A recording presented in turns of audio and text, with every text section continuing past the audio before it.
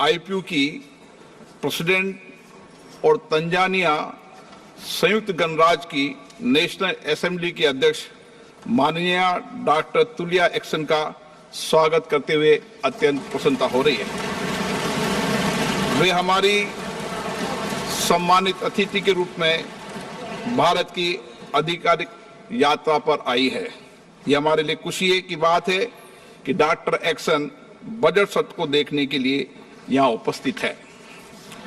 माननीय doctor Tulia action शुक्रवार दिनांक 19 जुलाई 2024 को भारत पहुंची। उन्होंने 21 जुलाई 2024 को आगरा का भ्रमण किया और इस समय वह विशेष बॉक्स में आसीन है। हम भारत में उनके सुखद और सफल प्रवास की कामना करते हैं। हम अंतर संसदीय संघ के प्रेसिडेंट के रूप में उनकी भूमिका के लिए सफलता की भी कामना करते हैं। उनके माध्यम से हम तंजानिया गणराज्य की संसद के सदस्यों, तंजानिया की सरकार तथा वहां की मित्र जनता को बधाई और शुभकामनाएं देते हैं।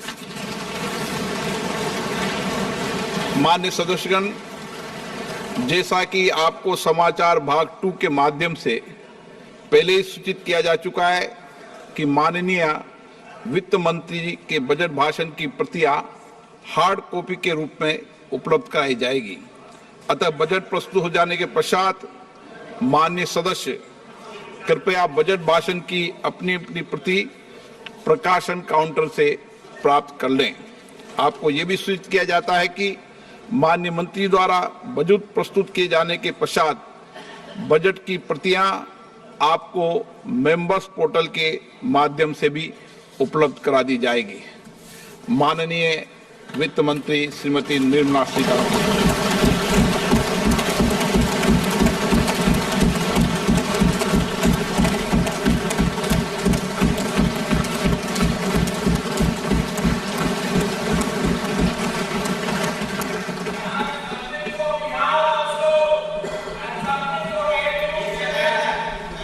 Honorable Speaker, I present the budget for 24-25. Introduction. The people of India have reposed their faith in the government led by Honorable Prime Minister Shri Narendra Modi and re-elected it for a historic third term under his leadership.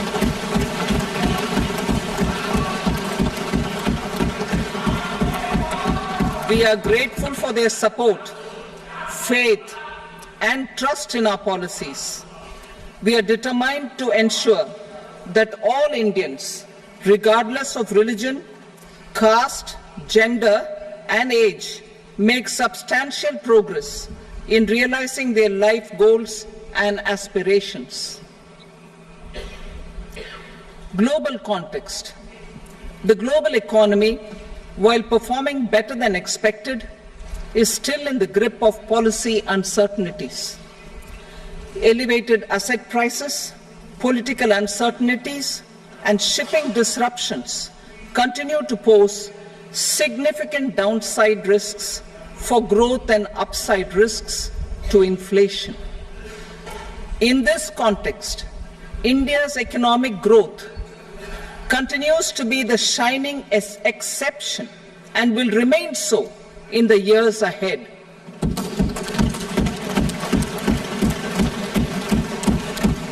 India's inflation continues to be low, stable, and moving towards the 4% target. Core inflation, that is non-food and non-fuel, currently is 3.1%. Steps are being taken to ensure supplies of perishable goods reach markets adequately. Interim budget. As mentioned in the interim budget, we need to focus on 4 major castes, namely the Garib, Mahilaye, Yuva, and Annadata, the poor, women, youth, and the farmer.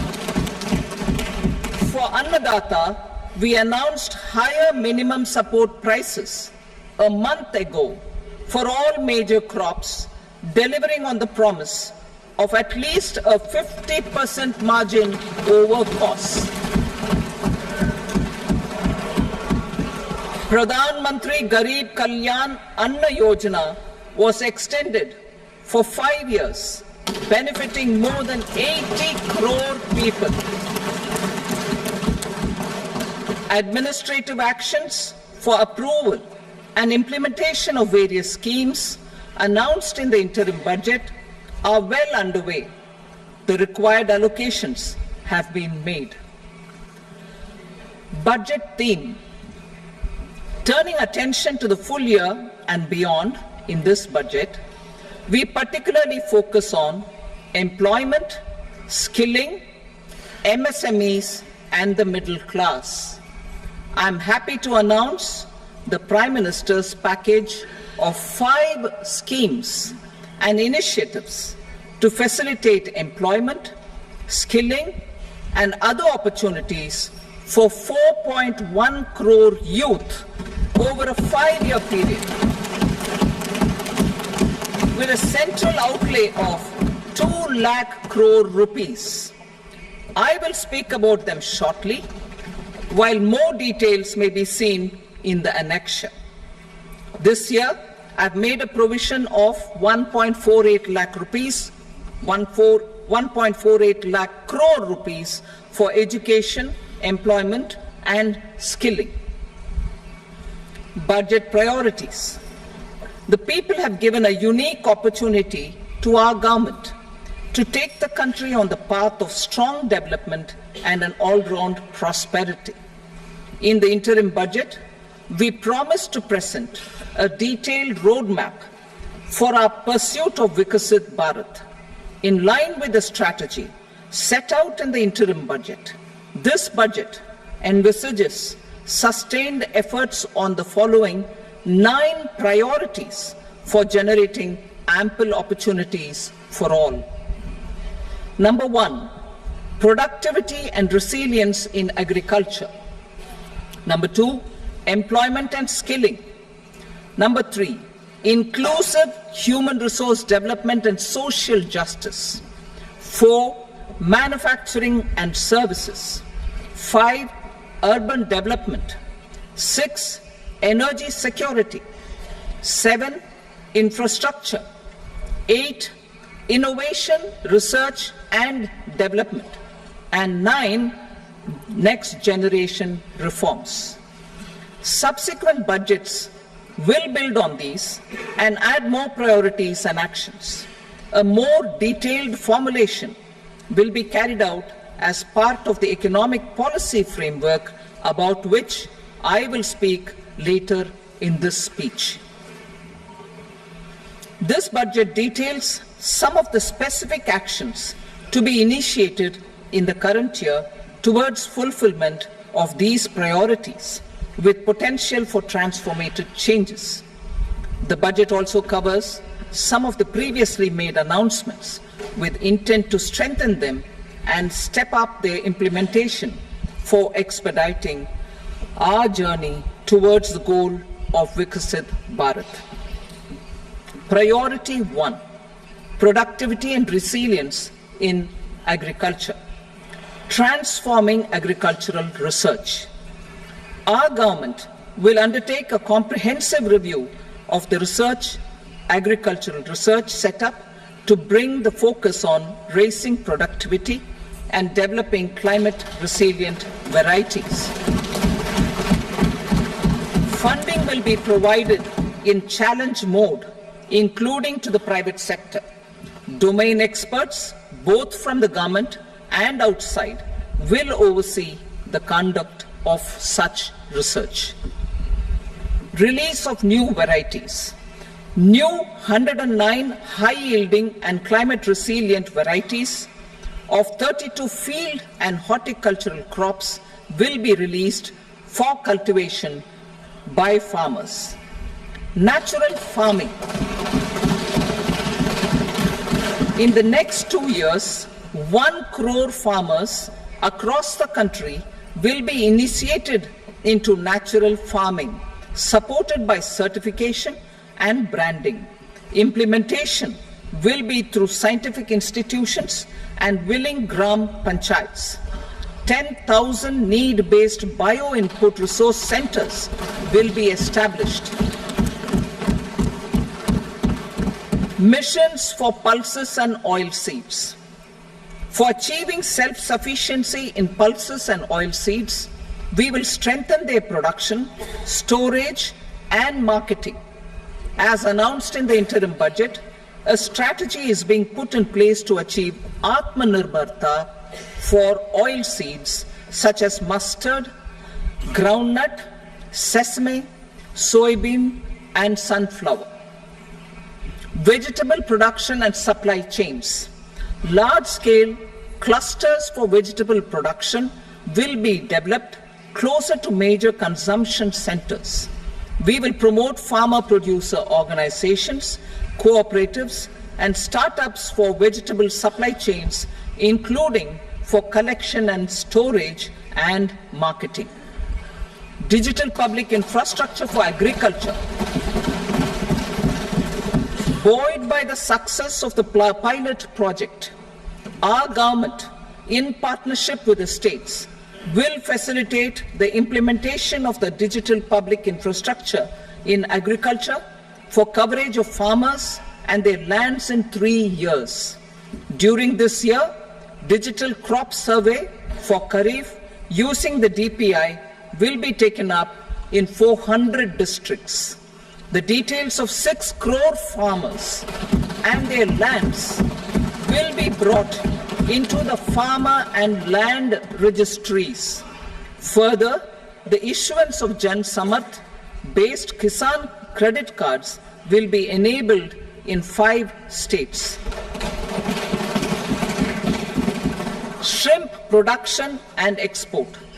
Financial support for setting up a network of nucleus breeding centers for shrimp brood stocks will be provided. Financing for shrimp farming, processing, and export will be facilitated through NABARD. National Cooperation Policy.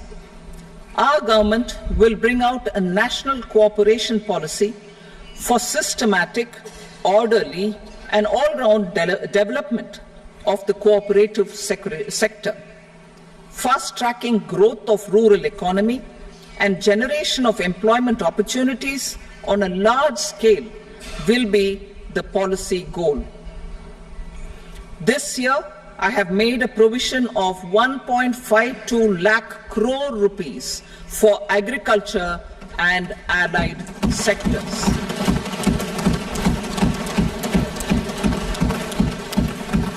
Priority 2, employment and skilling. Employment-linked incentive. Our government will implement following 3 schemes for employment-linked incentive as part of the Prime Minister's package. These will be based on enrollment in the EPFO and focus on recognition of first-time employees and support to employees and employers. Scheme A, first-timers. This scheme will provide 1 month wage to all persons newly entering the workforce in all formal sectors.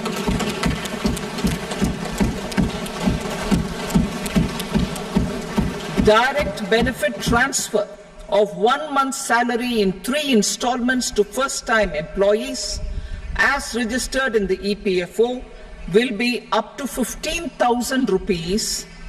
The eligibility limit will be a salary of 1 lakh per month. The scheme is expected to benefit 210 lakh youths.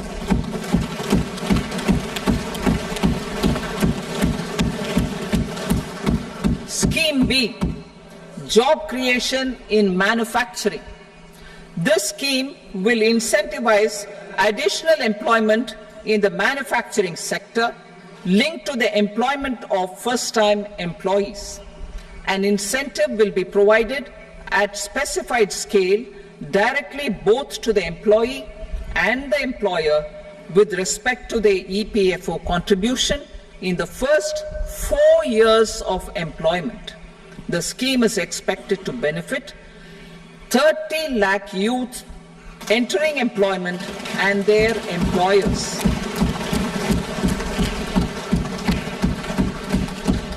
Scheme C, support to employers. This employer-focused scheme will cover additional employment in all sectors. All additional employment within a salary of 1 lakh rupee per month will be counted. The government will reimburse to employers up to 3,000 rupees per month for 2 years towards the EPFO contribution for each additional employee. The scheme is expected to incentivize additional employment of 50 lakh persons.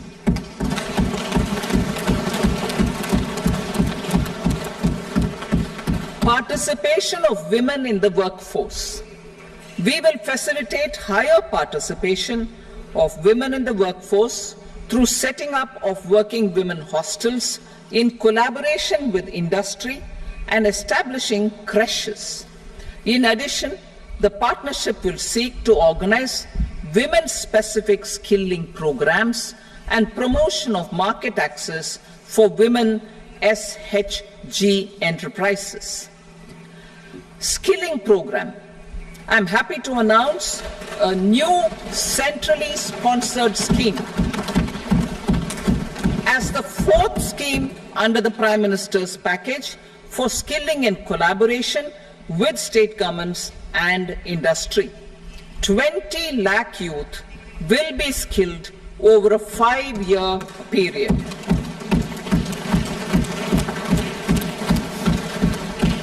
"1,000 industrial training institutes will be upgraded in hub and spoke arrangements with outcome orientation. Course content and design will be aligned to the skill needs of industry, and new courses will be introduced for emerging needs." Skilling loans. The model skill loan scheme will be revised to facilitate loans up to 7.5 lakh rupees with a guarantee from a government-promoted fund. This measure is expected to help 25,000 students every year.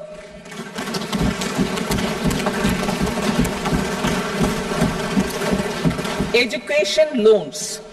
For helping our youth who have not been eligible for any benefit under government schemes and policies, I am happy to announce a financial support for loans up to 10 lakh rupees for higher education in domestic institutions.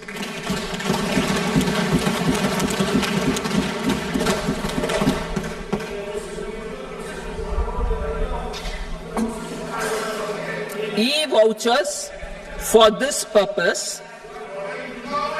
E-vouchers for this purpose will be given directly to 1 lakh students every year for annual interest subvention of 3% of the loan amount. Priority 3, inclusive human resource development and social justice, saturation approach. Our government is committed to all-round, all-pervasive and all-inclusive development of people, particularly farmers, youth, women, and the poor. For achieving social justice comprehensively, the saturation approach of covering all eligible people through various programs, including those for education and health, will be adopted to empower them by improving their capabilities.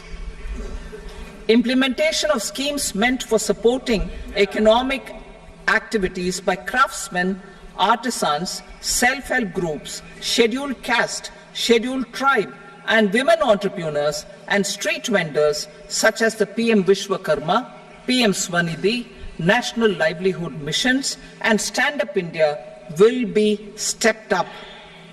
Purvodaya. The states in the eastern part of the country are rich in endowments and have strong cultural traditions. We will formulate a plan, Purvodaya, for the all-round development of the eastern region of the country, covering Bihar, Jharkhand, West Bengal, Odisha, and Andhra Pradesh. This will cover human resource development, infrastructure, and generation of economic opportunities to make the region an engine to attain Vikasit Bharat. On the Amritsar-Kolkata Industrial Corridor, we will support development of an industrial node at Gaya. This corridor will catalyze industrial development of the eastern region. The industrial node at Gaya will also be a good model for developing our ancient centers of cultural importance into future centers of modern economy. This model shall showcase Vikas B, Virasat B in our growth trajectory. We will also support development of road connectivity projects, namely 1. Patna-Purnia Expressway, 2. Buxar-Bhagalpur Expressway, 3. Bodh Gaya, Rajgir, Vaishali and Darbhanga spurs, and 4. Additional 2-lane bridge over River Ganga at Buxar at a total cost of 26,000 crore rupees.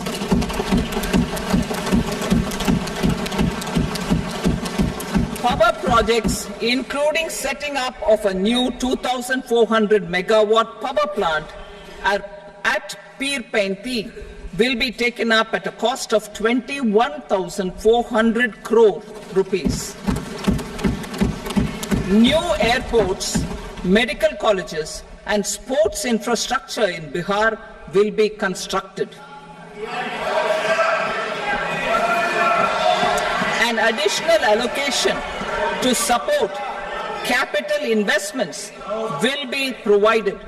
The requests of Bihar government for external assistance from multilateral development banks will be expedited.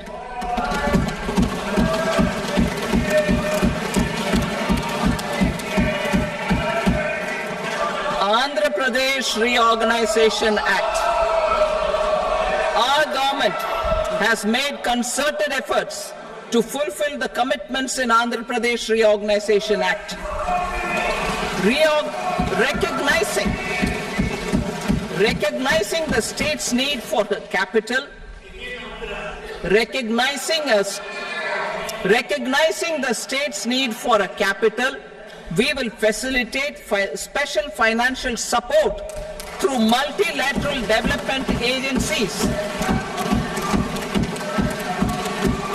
In the current financial year, 15,000 crore rupees will be arranged with additional amounts in future years.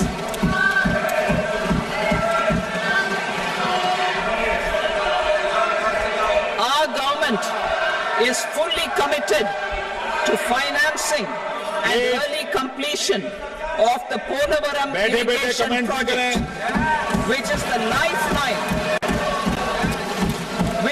lifeline for Andhra Pradesh and its farmers. This will facilitate our country's food security as well. Under the Andhra Pradesh Reorganization Act, for promoting industrial development, funds will be provided for essential infrastructure such as water, power, railways, and roads. In Kopparthi node on the Visakhapatnam-Chennai Industrial Corridor and Varavakal node on the Hyderabad-Bengaluru Industrial Corridor. An additional allocation will be provided this year towards capital investment for economic growth. Grants for backward regions of Rayalaseema, Prakasham, North Coastal Andhra, as stated in the Act, will be provided. PM Awas Yojana. 3 crore additional houses under the PM Awas Yojana in rural and urban areas in the country have been announced, for which the necessary allocations are being made. Women-led development. For promoting women-led development, the budget carries an allocation of more than 3 lakh crore for schemes benefiting women and girls. This signals our government's commitment for enhancing women's role in economic development. Pradhan Mantri Janjatiya Unnat Gram Abhiyan. For improving the socio-economic condition of tribal communities, we will launch the Pradhan Mantri Janjatiya Unnat Gram Abhiyan by adopting saturation coverage for tribal families in tribal majority villages and aspirational districts.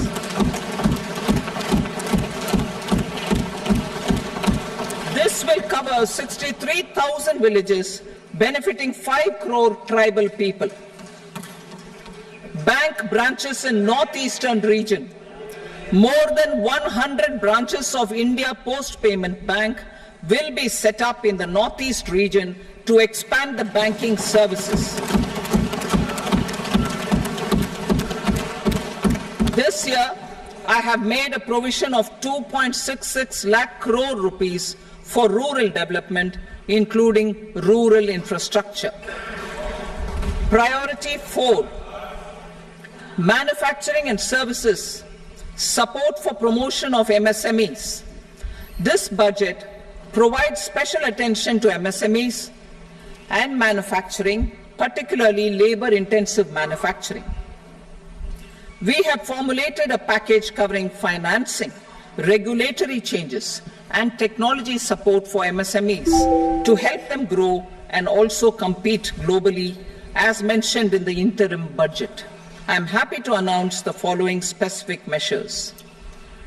Credit guarantee scheme for MSMEs in the manufacturing sector. For facilitating term loans to MSMEs for purchase of machinery and equipment without collateral or third-party guarantee, a credit guarantee scheme will be introduced. The scheme will operate on pooling of credit risks of such MSMEs. A separately constituted self-financing guarantee fund will provide to each applicant guarantee cover up to 100 crore rupees, while the loan amount may be larger. The borrower will have to provide an upfront guarantee fee and an annual guarantee fee on the reducing loan balance. New assessment model for MSME credit. Public sector banks will build their own in-house capability to assess MSMEs for credit instead of relying on external assessment. They will also take a lead in developing or getting developed a new credit assessment model based on the scoring of digital footprints of the MSMEs in the economy. This is expected to be a significant improvement over the traditional assessment of credit eligibility based only on asset or turnover criteria. That will also cover MSMEs without a formal accounting system. Credit support to MSMEs during stress period. I'm happy to announce a new mechanism for facilitating continuation of bank credit to MSMEs during their stress period while being in special mention account, SMA stage, for reasons beyond their control. MSMEs need credit to continue their business and to avoid getting into the NPA stage. Credit availability will be supported through a guarantee from a government-promoted fund. Mudra loans. The limit of Mudra loans will be enhanced to 20 lakh from the current 10 lakh for those entrepreneurs who have availed and successfully repaid previous loans under the Tarun category, enhanced scope for mandatory onboarding in TReDS, for facilitating MSMEs to unlock their working capital by converting their trade receivables into cash. I propose to reduce the turnover threshold of buyers for mandatory onboarding on the TReDS platform from rupees 500 crore to 250 crore rupees. This measure will bring 22 more CPSCs and 7,000 more companies onto the platform. Medium enterprises will also be included in the scope of the suppliers. SIDBI branches in MSME clusters. SIDBI will open new branches to expand its reach to serve all major MSME clusters within 3 years and provide direct credit to them. With the opening of 24 such branches this year, the service coverage will expand to 168 out of 242 major clusters. MSME units for food irradiation, quality and safety testing. Financial support for setting up of 50 multi-product food irradiation units in the MSME sector will be provided. Setting up of 100 food quality and safety testing labs with NABL accreditation will be facilitated. E-commerce export hubs to enable MSMEs and traditional artisans to sell their products in international markets. E-commerce export hubs will be set up in public-private partnership mode. These hubs, under a seamless regulatory and logistic framework, will facilitate trade and export-related services under one roof. Measures for promotion of manufacturing and services. Internship in top companies. As the fifth scheme under Prime Minister's package, our government will launch a comprehensive scheme for providing internship opportunities in 500 top companies to 1 crore youth in 5 years. They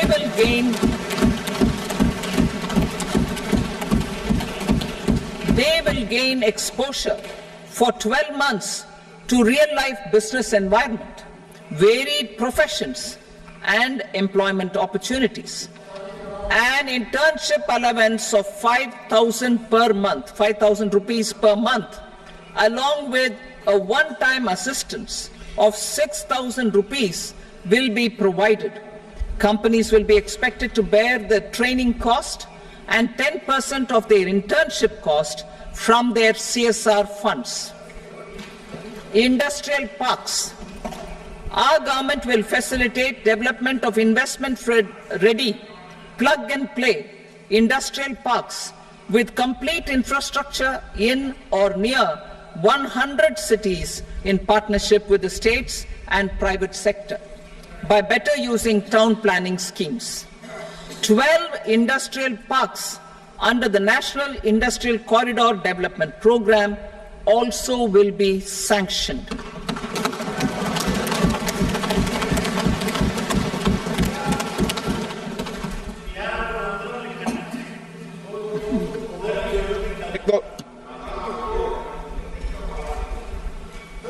Veggie paper, no. Please, Patty.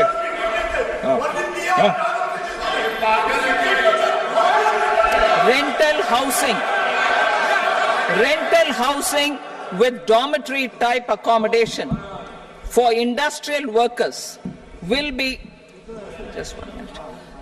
Rental housing, I repeat, rental housing with dormitory type accommodation for industrial workers will be facilitated in PPP mode with VGF support and commitment from anchor industries.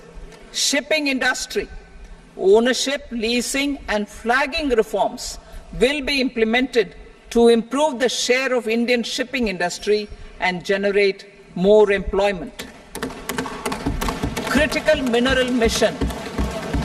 We will set up a critical mineral mission for domestic production, recycling of critical minerals, and overseas acquisition of critical mineral assets.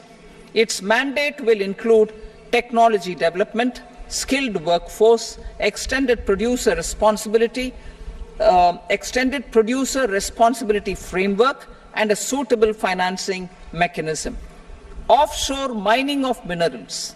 Our government will launch the auction of the first tranche of offshore blocks for mining, building on the exploration already carried out. Digital public infrastructure applications.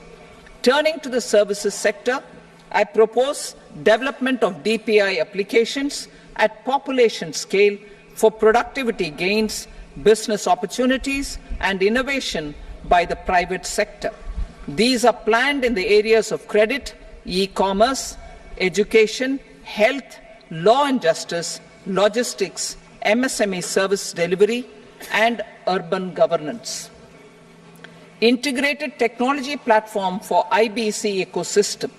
An integrated technology platform will be set up for improving the outcomes under the Insolvency Bankruptcy Code for achieving consistency, transparency, timely processing, and better oversight for all stakeholders. Voluntary closure of LLPs. The services of the Center for Processing Accelerated Corporate Exit, CPACE, will be extended for voluntary closure of LLPs to reduce the closure times. National Company Law Tribunals. The IBC has resolved more than 1,000 companies, resulting in direct recovery of 3.3 lakh crore to creditors. 3.3 lakh crore rupees to creditors. In addition, 28,000 cases involving over 10 lakh crore rupees have been disposed of even prior to admission. Appropriate changes to the IBC, reforms and strengthening of the tribunal and appellate tribunals will be initiated to speed up insolvency resolution. Additional tribunals will be established. Out of those, some will be notified to decide cases exclusively under the Companies Act. Debt recovery. Steps for reforming and strengthening debt recovery tribunals will be taken. Additional tribunals will be established to speed up recovery. Priority 5, urban development. Cities as growth hubs. Working with states, our government will facilitate development of cities as growth hubs. This will be achieved through economic and transit planning and orderly development of peri-urban areas utilizing town planning schemes. Creative redevelopment of cities. For creative brownfield redevelopment of existing cities with a transformative impact, our government will formulate a framework for enabling policies, market-based mechanisms, and regulation. Transit-oriented development. Transit-oriented development plans for 14 large cities with a population above 30 lakh will be formulated, along with an implementation and financing strategy. Urban housing. Under the PM Awas Yojana, Urban 2.0, housing needs of 1 crore urban poor and middle-class families will be addressed with an investment of 10 lakh crore rupees. This will include the central assistance of 2.2 lakh crore rupees in the next 5 years. A provision of interest subsidy to facilitate loans at affordable rates is also envisaged. In addition, enabling policies and regulations for efficient and transparent rental housing markets with enhanced availability will also be put in place. Water supply and sanitation. In partnership with state governments and multilateral development banks, we will promote water supply, sewage treatments, and solid waste management projects and services for 100 large cities through bankable projects. These projects will also envisage use of treated water for irrigation and filling up of tanks in nearby areas. Street markets. Building on the success of PM Swanidhi scheme in transforming the lives of street vendors, our government envisions a scheme to support each year over the next 5 years the development of 100 weekly hearts or street food hubs in select cities.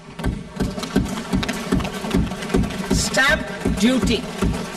We will encourage states which continue to charge high stamp duty to moderate the rates for all and also consider further lowering duties for properties purchased by women. This reform will be made an essential component of urban development schemes. Priority 6, energy security, energy transition. In the interim budget, I had announced our strategy to sustain high and more resource-efficient economic growth, along with the energy security in terms of availability, accessibility, and affordability. We will bring out a policy document on appropriate energy transition pathways that balances the imperatives of employment, growth, and environmental sustainability. PM Surya Ghar Muft Bijli Yojana. PM Surya Ghar Muft Bijli Yojana. In line with the announcement in the interim budget,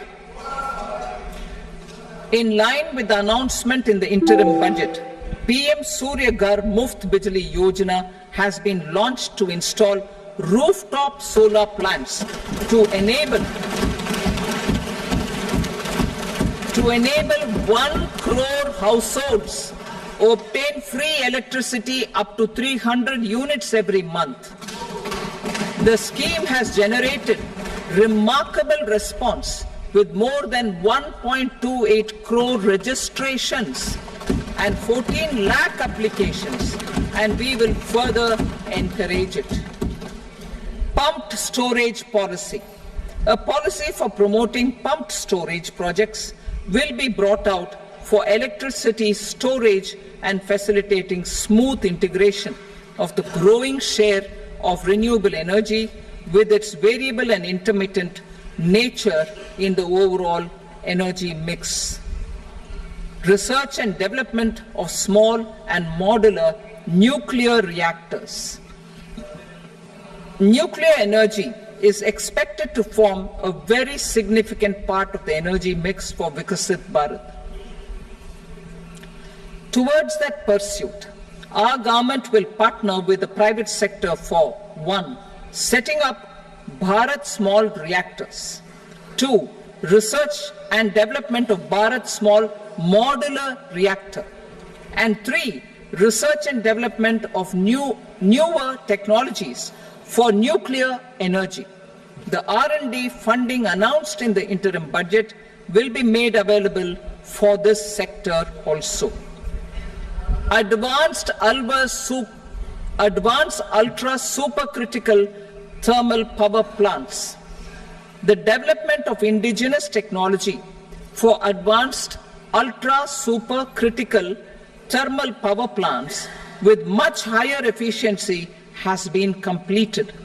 A joint venture between NTPC and BHEL will set up a full-scale 800 megawatt commercial plant using AUSC technology. The government will provide the required fiscal support.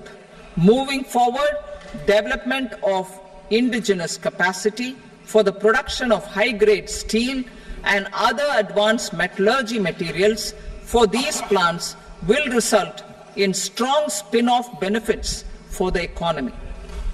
Roadmap for hard-to-abate industries. a roadmap for moving the hard-to-abate industries from energy efficiency targets to emission targets will be formulated.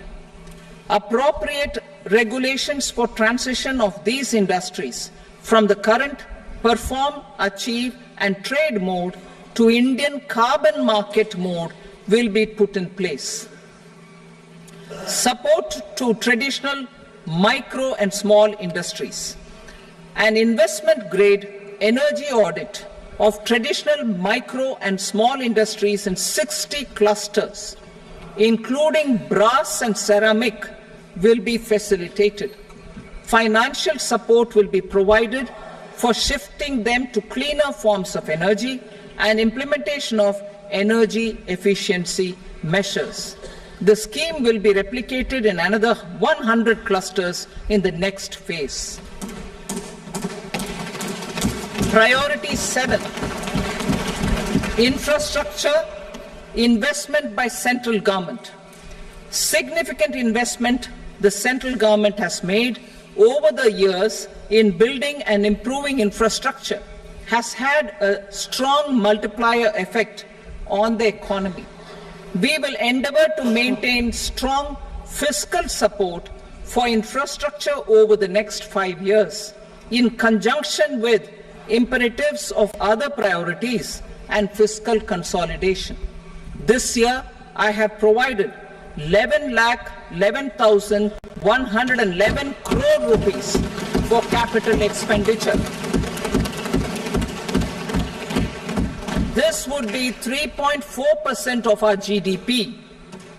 Infrastructure investment by state governments. We will encourage states to provide support of similar scale for infrastructure, subject to their development priorities. A provision of 1.5 lakh crore rupees for long-term interest-free loans have been made this year also to support the states in their resource allocation. Private investment in infrastructure. Investment in infrastructure by private sector will be promoted through viability gap funding and enabling policies and regulations. A market-based financing framework will be brought out. Pradhan Mantri Gram Sadak Yojana, Phase 4 of the PMGSY will be launched to provide all-weather connectivity to 25,000 rural habitations, which have become eligible in view of their population increase. Irrigation and flood mitigation. Bihar has frequently suffered from floods, many of them originating outside the country. Plans to build flood control structures in Nepal are yet to progress. Our government, through the Accelerated Irrigation Benefit Program and other sources, will provide financial support for projects with estimated cost of 11,500 crore rupees, such as the Kosi-Michi intra-state link and 20 other ongoing and new schemes, including barrages, river pollution abatement and irrigation projects. In addition, survey and investigation of Kosi-related flood mitigation and irrigation projects will be undertaken.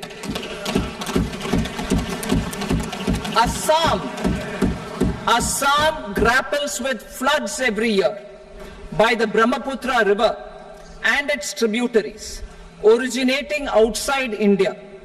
We will provide assistance to Assam for flood management and related projects.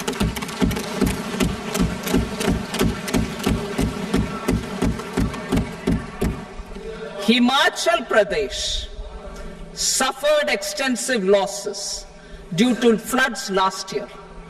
Our government will provide assistance to the state for reconstruction and rehabilitation through multilateral development assistance.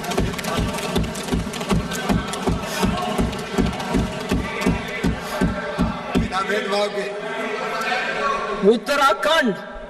Uttarakhand too suffered losses due to cloudbursts and massive landslides.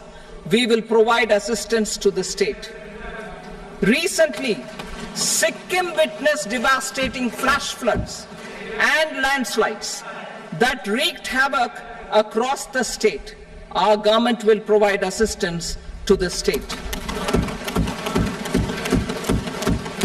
Tourism has always been a part of our civilization. Our efforts in positioning India as a global tourist destination will also create jobs, stimulate investments, and unlock economic opportunities for other sectors. In addition to the measures outlined in the interim budget, I propose the following measures. Vishnupad Temple at Gaya and Mahabodhi Temple at Bodh Gaya in Bihar are of immense spiritual significance. Comprehensive development of Vishnupad Temple Corridor and Mahabodhi Temple Corridor will be supported, modeled on the successful Kashi Vishwanath Temple Corridor to transform them into world-class pilgrim and tourist destinations.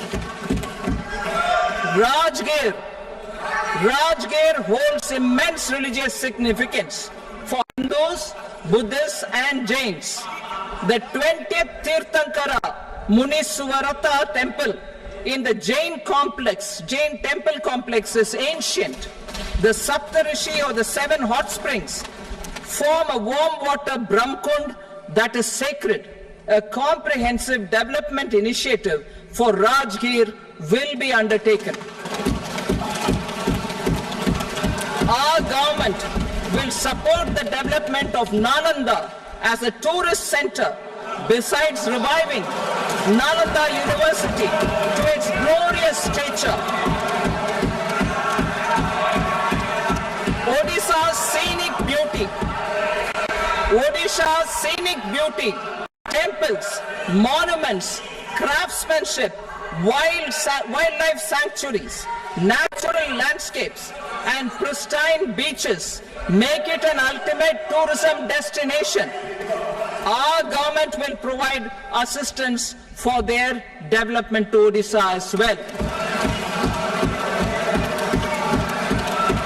Priority 8, innovation, research and development. We will operationalize the Anusandhan National Research Fund for basic research and prototype development. Further, we will set up a mechanism for spurring private sector driven research and innovation at commercial scale with a financing pool of 1 lakh crore rupees in line with the announcement in the interim budget. Space economy.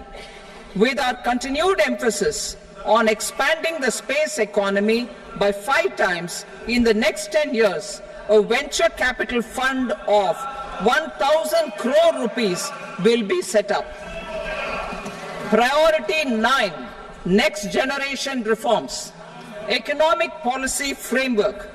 We will formulate an economic policy framework to delineate the overarching approach to economic development and set the scope of the next generation of reforms for facilitating employment opportunities and sustaining high growth. Our government will initiate and incentivize reforms for 1. Improving productivity of factors of production, and 2. Facilitating markets and sectors to become more efficient. These reforms will cover all factors of production, namely land, labor, capital, and entrepreneurship, and technology as an enabler of improving total factor productivity and bridging inequality. Effective implementation of several of these reforms requires collaboration between the center and the states and building consensus as development of the country lies in development of the states. For promoting competitive federalism and incentivizing states for faster implementation of reforms, I propose to earmark a significant part of the 50-year interest-free loan. Working with the states, we will initiate the following reforms.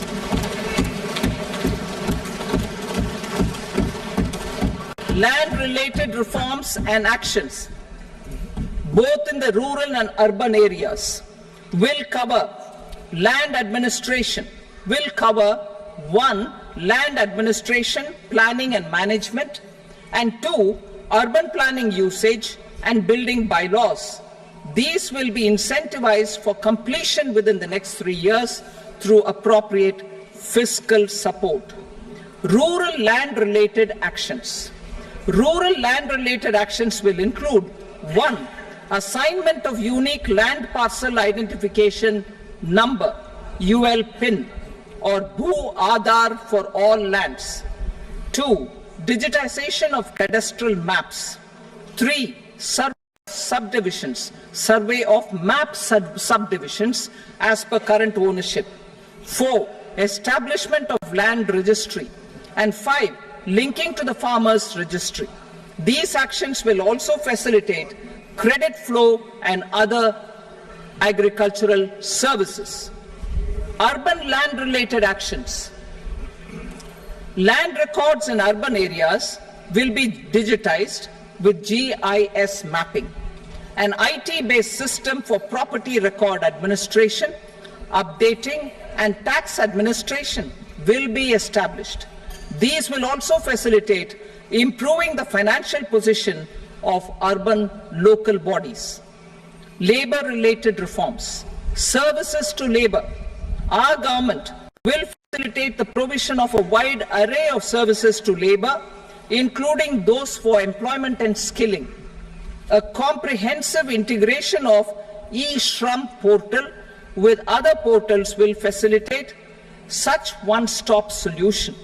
Open architecture databases for the rapidly changing labor market, skill requirements, and available job roles, and a mechanism to connect job aspirants with potential employers and skill providers will be covered in these services. Shram Suvidha and Samadhan portal. Shram Suvidha and Samadhan portal will be revamped to enhance ease of compliance for industry and trade. Capital and entrepreneurship related reforms, financial sector vision and strategy. For meeting financing needs of the economy, our government will bring out a financial sector vision and strategy document to prepare the sector in terms of size, capacity, and skills. This will set the agenda for the next 5 years and guide the work of the government, regulators, financial institutions, and market participants. Taxonomy for climate finance. We will develop taxonomy for climate finance for enhancing the availability of capital for climate adaptation and mitigation. This will support achievement of the country's climate commitments and green transition. Variable capital company structure.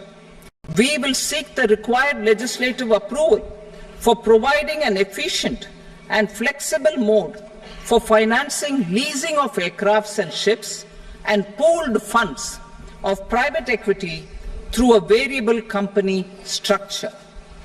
Foreign direct investment and overseas investment. The rules and regulations for foreign direct investment and overseas investments will be simplified to 1. Facilitate foreign direct investments, 2. Nudge prioritization, and 3. Promote opportunities for using Indian rupee as a currency for overseas investment. NPS Vatsalya. NPS Vatsalya, a plan for contribution by parents and guardians for minors, will be started. On attaining the age of majority, the plan can be converted seamlessly into a normal NPS account. Use of technology. We have successfully used technology for improving productivity and bridging inequality in our economy during the past 10 years. Public investment in digital infrastructure and innovations by the private sector have helped in improving access of all citizens, particularly the common people, to market resources, education, health and services. We will step up adoption of technology towards digitalization of the economy. Ease of doing business. For enhancing ease of doing business, we are already working on the Jan Vishwas Bill 2.0. Further, states will be incentivized for implementation of the business reforms, action plans and digitalization. Data and statistics. For improving data governance, collection, processing and management of data and statistics, different sectoral databases, including those established under the Digital India Mission, will be utilized with active use of technology tools. New pension scheme. The committee to review the NPS has made considerable progress in its work. I'm happy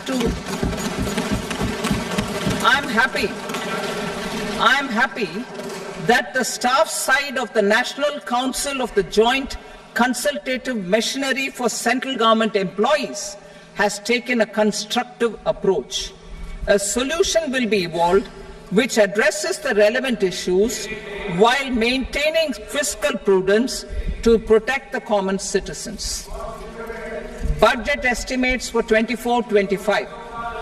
For the year 24-25, total receipts other than borrowings and the total expenditure are estimated at 32.07 lakh crore rupees and 48.21 lakh crore rupees respectively. The net tax receipts are estimated at 25.83 lakh crore rupees. The fiscal deficit is estimated at 4.9% of the GDP. The gross and the net market borrowings through dated securities during 24-25 are estimated at 14.01 lakh crore rupees and 11.63 lakh crore rupees respectively. Both will be less than that in 23-24. The fiscal consolidation path announced by me in 2021 has served our economy very well, and we aim to reach the deficit below 4.5% next year. The government is committed to staying the course. From 2026-27 onwards, our endeavor will be to keep the fiscal deficit each year such that the central government's debt will be on a declining path as percentage of GDP. I will now move to Part B.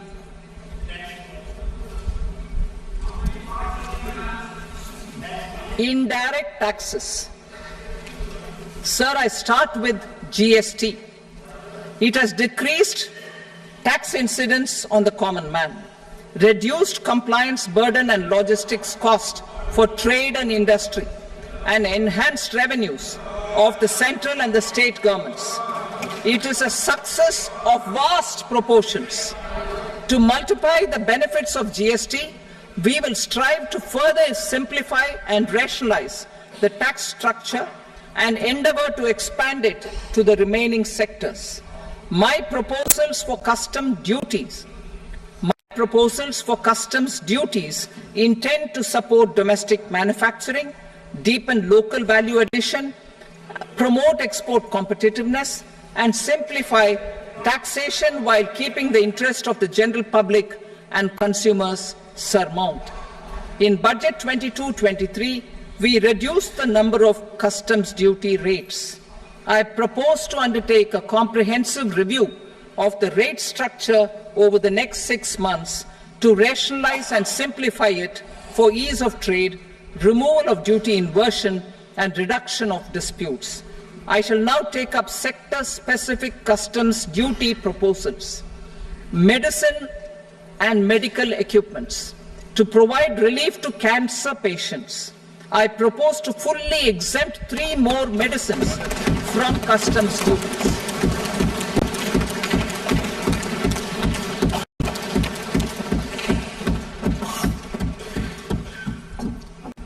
I also propose changes in the BCD on X-ray tubes and flat panel detectors for use in medical X-ray machines under the phased manufacturing program so as to synchronize them with the domestic capacity addition.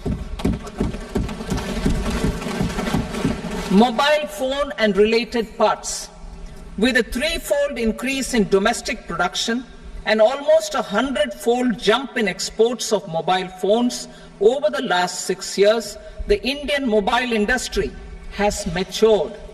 In the interest of consumers, I now propose to reduce the BCD on mobile phone, mobile PCBA, and mobile charger to 15%. Critical minerals. Minerals such as lithium, copper, cobalt, and rare earth elements are critical for sectors like nuclear energy, renewable energy, space, defense, telecommunications, and high-tech electronics. I propose to fully exempt customs duties on 25 critical minerals and reduce BCD on 2 of them. This will provide a major fillip to the processing and refining of such minerals and help secure their availability for these strategic and important sectors. Solar energy.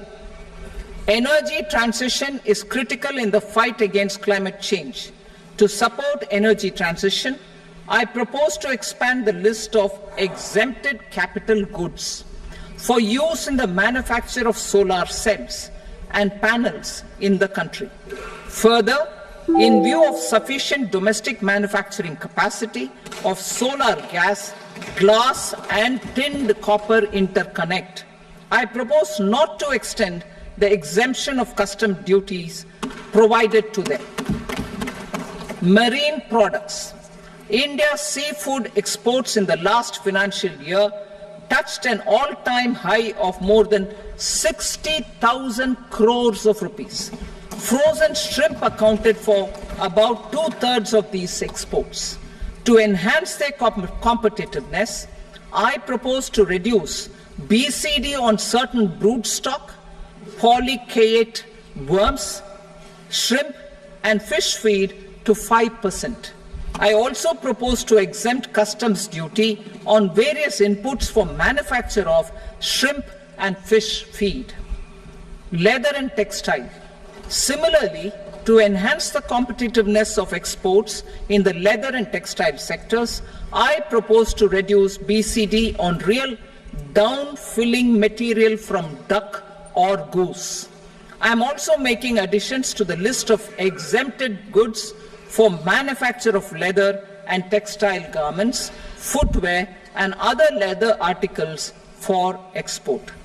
To rectify inversion in duty, I propose to reduce BCD subject to conditions on methylene diphenyl diisocyanate MDI for manufacture of spandex yarn from 7.5 to 5%. Furthermore, the export duty structure on raw hides, skin, and leather is proposed to be simplified and rationalized. Precious metals. To enhance domestic value addition in gold and precious metal jewelry in the country, I propose to reduce customs duties on gold and silver to 6% and that of platinum to 6.4%. Other metals. Steel and copper are important raw materials. To reduce their cost of production, I propose to remove the BCD on ferronickel and blister copper. I am also continuing with nil BCD on ferrous scrap and nickel cathode and concessional BCD of 2.5% on copper scrap. Electronics. To increase value addition in the domestic electronics industry, I propose to remove the BCD subject to conditions on oxygen-free copper for manufacture of resistors. I also propose to exempt certain parts for manufacture of connectors. Chemicals and petrochemicals. To support existing and new capacities in the pipeline, I propose to increase the BCD on ammonium nitrate from 7.5% to 10%. Plastics. PVC flex banners are non-biodegradable and hazardous for environment and health. To curb their imports, I propose to raise the BCD on them from 10 to 25%. Telecommunication equipment. To incentivize domestic manufacturing, I propose to increase the BCD from 10 to 15% on PCBA of specified telecom equipment. Trade facilitation. To promote domestic aviation and boat and ship MRO, I propose to extend the period for export of goods imported for repairs from 6 months to 1 year. I'll read that again. To promote domestic aviation and boat and ship maintenance, repair and operations, I propose to extend the period for export of goods imported for repairs from 6 months to 1 year. In the same vein, I propose to extend the time limit for re-import of goods for repairs under warranty from 3 to 5 years. I now move to direct taxes. We will continue our efforts to simplify taxes, improve taxpayer services, provide tax certainty, and reduce litigation while enhancing revenues for funding the development and welfare schemes of the government. It has been our endeavor to simplify taxation. We have taken a number of measures in the last few years, including introduction of simplified tax regimes without exemptions and deductions for corporate tax and for personal income tax. This has been appreciated by taxpayers. 58% of corporate tax came from the simplified tax regime in the financial year 22-23. Similarly, as per data available till now, for the last fiscal, more than 2/3 have availed the new personal income tax regime. Comprehensive review of the Income Tax Act. I am now announcing a comprehensive review of the Income Tax Act 1961. The purpose is to make the Act concise, lucid, easy to read and understand. This will reduce disputes and litigation, thereby providing tax certainty to the taxpayers. I will also bring down the demand embroiled in litigation. It is proposed to be completed in 6 months. A beginning is being made in the Finance Bill by simplifying the tax regime for charities, tedious rate structures, provisions of reassessment and such provisions, and capital gains taxation. Simplification for charities and tedious. Two tax exemption regimes. The two tax exemption regimes for charities are proposed to be merged into one. The 5% TDS rate on many payments is being merged into the 2% TDS rate, and the 20% TDS rate on repurchase of units by mutual funds or UTI is being withdrawn. TDS rate on e-commerce operators is proposed to be reduced from 1 to 0.1%. Moreover, credit of TCS is proposed to be given in the TDS to be deducted on salary. Further, I propose to decriminalize delay for payment of TDS up to the due date of filing statement for the same. I also plan to provide a standard operating procedure for TDS defaults and simplify and rationalize the compounding guidelines for such defaults. simplification of reassessment. I propose to thoroughly simplify the provisions for reopening and reassessment. An assessment hereinafter can be reopened beyond 3 years from the end of the assessment year only if the escaped income is 50 lakh rupees or more, up to a maximum period of 5 years from the end of the assessment year. Even in such cases, a time limit of 6 years before the year of the search, as against the existing time limit of 10 years, is being proposed. This will reduce tax uncertainty and disputes. Simplification and rationalization of capital gains. Capital gains taxation is also proposed to be hugely simplified. Short-term gains on certain financial assets shall henceforth attract a tax rate of 20%, while that on all other financial assets and all non-financial assets shall continue to attract the applicable tax rate. Long-term gains on all financial and non-financial assets, on the other hand, will attract a tax rate of 12.5%. For the benefit of the lower and the middle income classes, I propose to increase the limit of exemption of capital gains on certain financial assets to 1.25 lakh rupees per year. Listed financial assets held for more than a year will be classified as long-term, while unlisted financial assets and all non-financial assets will have to be held for at least 2 years to be classified as long-term. Unlisted bonds and debentures, debt mutual funds, and market-linked debentures, irrespective of holding period, however, will attract tax on capital gains at applicable rates. Taxpayer services. All the major taxpayer services under GST and most services under customs and income tax have been digitalized. All remaining services of customs and income tax, including rectification and order giving effect to appellate orders, shall be digitalized and made paperless over the next 2 years.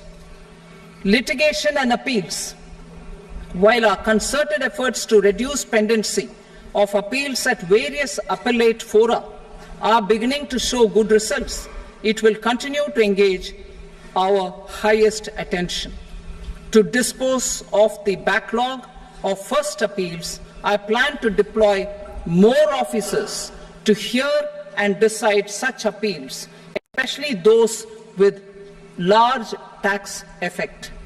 For resolution of certain income tax disputes pending an appeal, I am also proposing Vivad Se Vishwas Scheme 2024.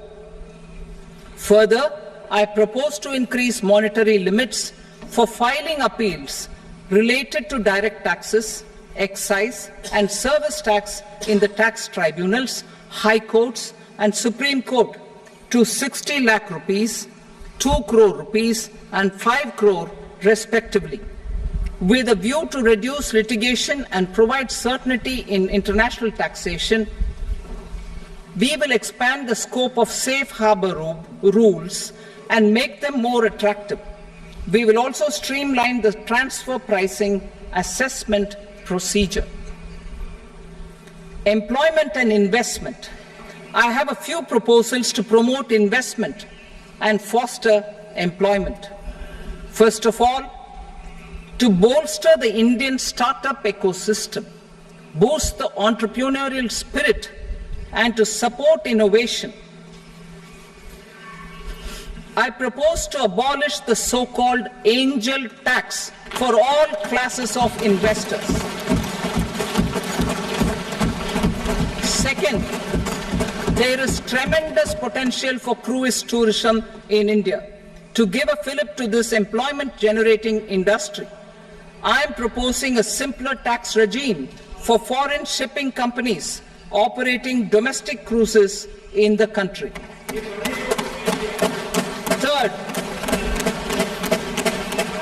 India is a world leader in the diamond cutting and polishing industry, which employs a large number of skilled workers. To further promote the development of this sector, we would provide for safe harbor rates for foreign mining companies selling raw diamonds in the country. Fourth, to attract foreign capital for our development needs, I propose to reduce the corporate tax rate on foreign companies from 40 to 35%. Deepening the tax base. I have a couple of proposals for deepening the tax base. First, security transaction tax on futures and options of securities is proposed to be increased to 0.02% and 0.1% respectively. Second, for reasons of equity, I propose to tax income received on buyback of shares in the hands of recipients. Other proposals.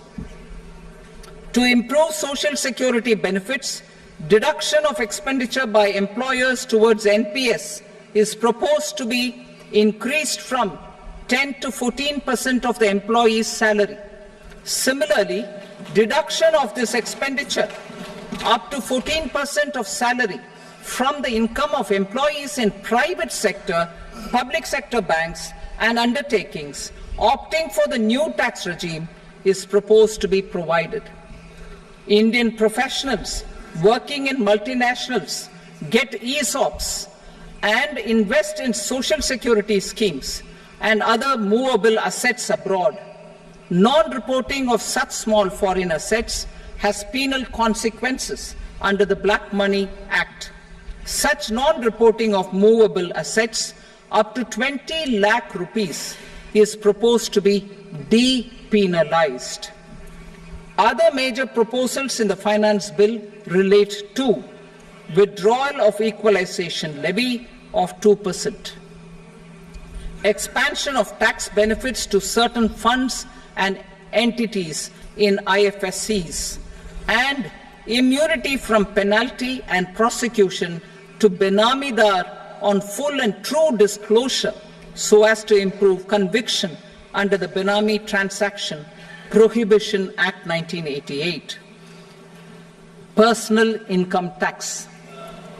Coming to personal income tax rates, I have two announcements to make for those opting for the new tax regime. First, the standard deduction for salaried employees is proposed to be increased from 50,000 to 75,000 rupees.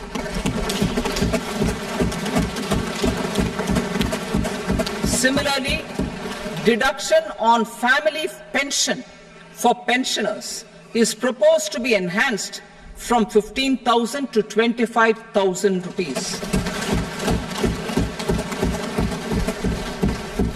This will provide relief to about 4 crore salaried individuals and pensioners.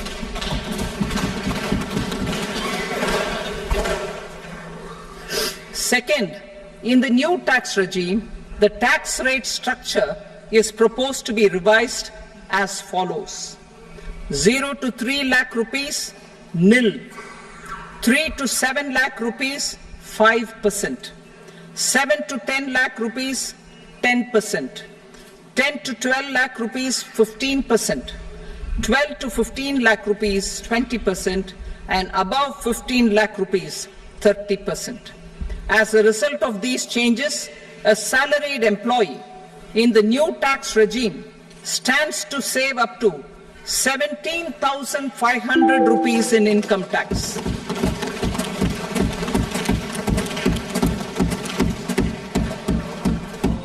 Apart from these, I am also making some other changes as given in the annexure. As a result of these proposals, revenue of about 37,000 crore, that is 29,000 crore in direct taxes and 8,000 crore in indirect taxes will be foregone, while revenue of about 30,000 crore rupees will be additionally mobilized. Thus, the total revenue foregone is about 7,000 crores annually. Mr. Speaker, sir, with this, I commend the budget to this august house. Jai Hind.